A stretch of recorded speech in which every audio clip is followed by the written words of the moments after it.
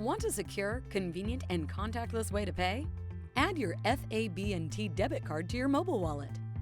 With Mobile Wallet, you can use your Apple, Google, or Samsung device to complete transactions and leave your physical cards safe at home.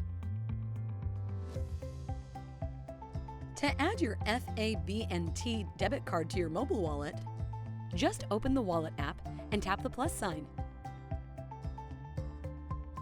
Then tap Credit or Debit Card and Continue. Now, snap a photo of your FAB&T debit card and follow the prompts.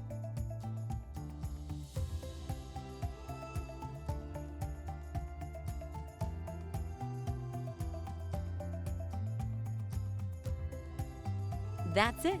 To pay in store, just hold your phone over the point of sale terminal. You can also tap to pay in apps and streamline how you buy online.